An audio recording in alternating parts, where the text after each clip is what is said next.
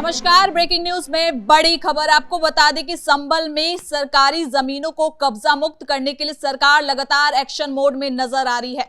दादा मियां दरगाह से सटी एक मस्जिद को भी नोटिस दिया गया है, जिसपे कहा गया है कि 15 दिनों के अंदर उसे या तो हटा दिया जाए वरना सरकार का इस पे बुलडोजर चलेगा।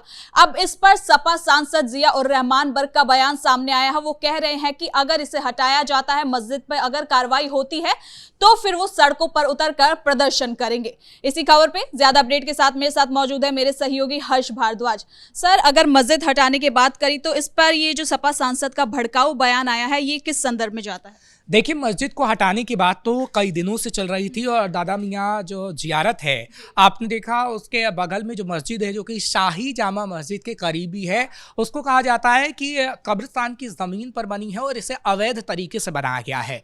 और इसको हालांकि प्रशासन ने 15 दिन का नोटिस दिया है, बुलडोजर तो चलेगा ही, लेकिन बड़ी खबर यह है कि आखिर क्यों सपा सांसद जिया उर रहमान बर्क लगातार विवादों में आना चाहते हैं। और उनकी तरफ से ये ऐलान किया गया है कि अगर ये मस्जिद टूटेगी तो कहीं ना कहीं आगे आने वाले समय में बड़ा प्रदर्शन भी होगा।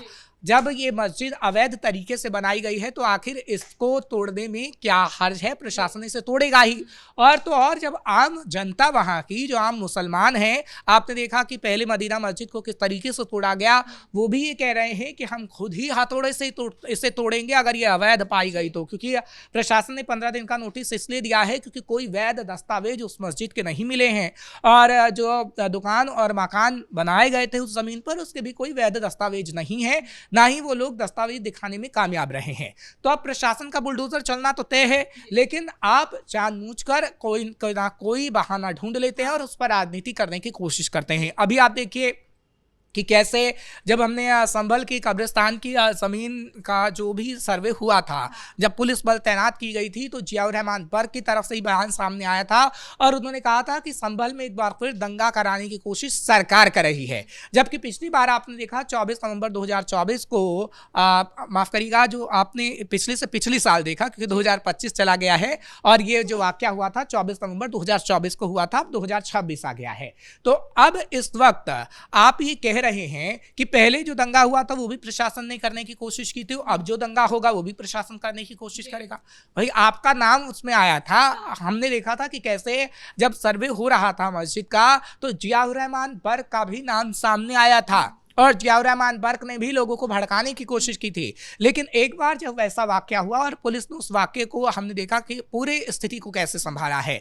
अब वो स्थिति उत्पन्न नहीं होगी चाहे आप कितना भी फसाद करने की कोशिश करिए। भड़काऊ बयान तो ये भी बयान है जब वो कह रहे हैं कि सड़कों पर उतरेंगे, प्रदर्शन करेंगे अगर मस्जिद हटाई गई तो। देखिए, ऐसा बिल्कुल भी नहीं हो पाएगा क्योंकि हमने देखा है कि संभल में किस तरीके से पुलिस की मौजूदगी अभी भी है, अतिरिक्त पुलिस बल की तैनाती की गई है। अगर जिया उर रहमान बर्क सड़कों पर आएंगे, अगर जिया उर रहमान बर्क फसाद करने की कोशिश करेंगे तो वो जेल जाएंगे और उनका जेल जाना तय भी इसलिए है क्योंकि हमेशा से जब उन्होंने भड़काऊ बयान दिया है तो पुलिस का डंडा कहीं ना कहीं चला है।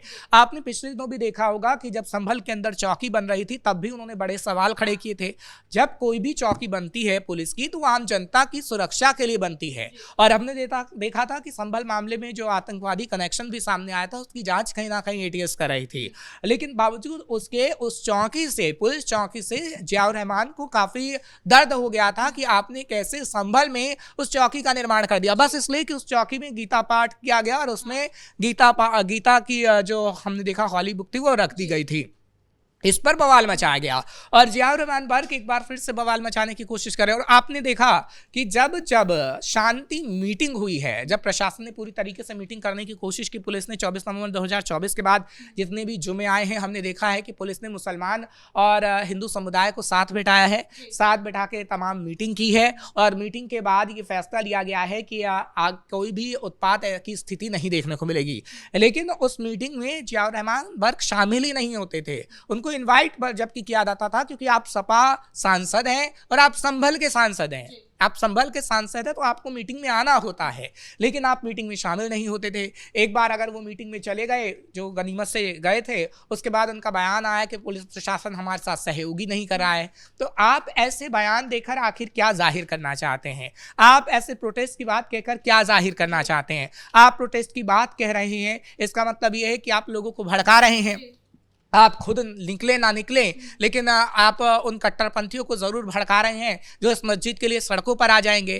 क्या आप 24 नवंबर 2024 जैसी स्थिति को दोबारा से पैदा करना चाहते हैं? सवाल तो ये है, क्योंकि आप कितनी बार बवाल काटेंगे? आपने कई बार बवाल काट दिया है, लेकिन योगी आदित्यनाथ अगर आपने बवाल काटा तो उसको सबक सिखाएगी, यानी बर्क हो चाहे मौलाना हो, क्योंकि हमने देखा है कि बरेली के अंदर किस तरीके से मौलाना तौकीर रजा को सबक सिखाया गया। योगी आदित्यनाथ किसी मंच पे जाते हैं या विधानसभा में होते हैं तो उस मौलाना का जिक्र करना नहीं भूलते, और वो कहते हैं कि अगर किसी मौलाना किसी कट्टरपंथी ने कट्टरपंथ फैलाया तो उसका हाल वही होगा जो बरेली में हो रहा है। ये जो बयान है ये क्यों दिए जा रहे हैं? क्योंकि संभल में कार्रवाई तो रुकने वाली नहीं है। अभी एक और खबर सामने आई है जहां तालाब की जमीन पर भी कुछ मकान सामने निकल के आ रहे हैं। 40 से 45 मकान है जिसपे अवैध कब्जा का आरोप लग रहा है। बिल्कुल, देखिए संभल में अवैध कब्जा बड़ी तेजी से किया गया और उसको देखने वाला पिछली सरकार में कोई भी नहीं था। संभल में खासतौर पर आप देखिएगा कि मुसलमानों की संख्या बेहतर है, अच्छी है। बरेली के अंदर भी वैसी स्थिति है, जब चाहा जहाँ चाहा वहाँ मस्जिद बना लिया, जब चाहा जहाँ चाहा वहाँ आपने किसी भी ज़मीन पर, सरकारी ज़मीन पर या फिर कब्रिस्तान की ज़मीन पर या किसी धार्मिक स्थल की ज़मीन पर अपनी चीज़ों का निर्माण कर लिया, घर बना लिए, दुकान बना लिए, जो कि समाजवादी पार्टी और बसपा की सरकार ने ध्यान इसलिए नहीं दिया क्योंकि वो मुसलमानों के थे और मुसलमानों का वोट उन्हें मिलता रहा है। और मुसलमान नाराज ना हो जाए, अगर उन्होंने बुलडोजर चलाया तो मुसलमान नाराज ना हो जाए, इसलिए ये कार्रवाइयां नहीं की गई हैं। तो सवाल उठता है कि समाजवादी पार्टी और बसपा एक विशेष समुदाय के चक्कर में किस तरीके से उत्तर प्रदेश को बर्बाद करती नजर आई हैं। लेकिन अब उत्तर प्रदेश का विकास कैसे योगी आदित्यनाथ कर रहे हैं, कैसे कट्टरपंथियों पर चाबुक चल रहा है, वो तस्वीर कहीं ना कहीं हमें दिख रही है।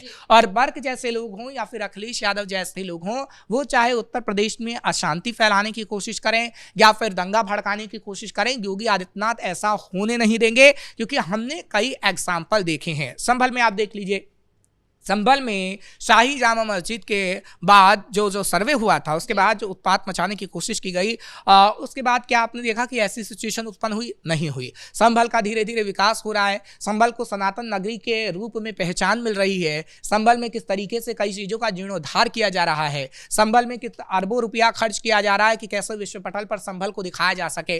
तो आप चाहे कितनी भी कोशिश कर लीजिए, संभल को दंगे की आग में झोंकने की या बरेली को दंगे की आग में झोंकने की या फिर मुजफ्फरनगर को दंगे की आग में झोंकने की, लेकिन अब ऐसा नहीं होगा। आपने ये देखा है ना कि अभी इतिहास के आप पन्नों को पलटेंगी तो सबसे बड़ा दंगा मुजफ्फरनगर का दंगा होता है, जो कि अखिलेश यादव की सरकार में हुआ था और अखिलेश यादव के मुख्यमंत्री रहते हुआ था। लेकिन कितने लोगों की जाने गई थी, अभी भी आधिकारिक तौर पर आंकड़ा उतना सामने आया नहीं आया, और हजारों की संख्या में लोग मारे गए थे, खासतौर पर हिंदू मारे गए थे। लेकिन अखिलेश यादव की सरकार ने कोई कार्रवाई नहीं की। लेकिन योगी सरकार में ऐसा नहीं होगा। योगी सरकार में संभल हो, बरेली हो या फिर बात यूपी की राजधानी लखनऊ की करें, वहां पर भी कोई भी दंगा नहीं फैला पाएगा, क्योंकि योगी आदित्यनाथ सब चीज की खुद निगरानी करते हैं। संभल की भी हम देख रहे हैं कि संभल में जिस तरीके से अभी मस्जिदों पर बुलडोजर चलेगा जो कि अवैध हैं, या फिर जो आपने तालाब की जमीनों की बात की है उस पर जो घर बनाए गए हैं उस पर बुलडोजर चलेगा, योगी आदित्यनाथ खुद निगरानी करते हैं। देखिए सबसे बड़ी बात होती है मॉनिटर करने की। कोई भी काम चलता रहता है, कुछ भी चीज होती रहती है, लेकिन उसकी कोई मॉनिटरिंग नहीं करता है। जब तक आप सही से मॉनिटरिंग नहीं करेंगे, जब तक कहीं ना कहीं आपको वो चीजें व्यवस्थित ढंग से नहीं मिलेंगी। और सर जिस हिसाब से कार्रवाई हो रही है, लग रहा है कि आने वाले दिनों में ऐसे और कई मामले सामने आएंगे जिस पे ये आरोप लगेंगे कि इन्होंने भी कब्जा कर रखा है। बिल्कुल, देखिए जियाउर रहमान बर्क के घर को तो खुद ही हमने देखा कि किस तरीके से उन्होंने नक्शा पास नहीं करवाया, और ये बात उनके पिता ने कही। ये बात हमने देखा कि जियाउर रहमान बर्क कब से नकारते रहे, लेकिन कोर्ट में जाके उन्हें कहना पड़ा। और उसके बाद उससे पहले हालांकि सर्वे हुआ था और ये कहा गया था कि आप हमें दस्तावेज दिखाइए, लेकिन दस्तावेज नहीं दिखाए गए। तो जब सपा के सांसद जियाउर रहमान बर्क खुद ही अवैध कब्जा करके बैठे रहते हैं, खुद ही बिना नक्शा पास कराए मकान बना के बैठे रहते हैं, तो उन कट्टरपंथियों से आप क्या उम्मीद रखेंगे? वो ये बयान देते हैं कई, और अगर कार्रवाई होगी तो उनकी जो पोल है वो खुलती नजर आएंगी। बिल्कुल, और ये बयान आज से नहीं दिए जा रहे, ये बयान रोजाना आएंगे। रोजाना बयान ये इसलिए आएंगे क्योंकि 2027 बेहद नजदीक है। संभल का मुद्दा हमेशा हमेशा से उठाते रहे हैं जियाउर रहमान बर्क, और जियाउर रहमान बर्क को जिम्मेदारी दी गई है। आप देखिए कैराना की बात कर लीजिए, कैराना से सांसद कौन है? इकरा हसन है। समाजवादी पार्टी का संभल से सांसद कौन है? जियाउर रहमान बर्क है। संभल में जिम्मेदारी दी गई कि मुसलमानों को उकसाना है। कैराना में जिम्मेदारी दी गई कि हिंदुओं को प्रताड़ित करना है। कैराना का आपको हिंदू का पलायन तो याद होगा ना।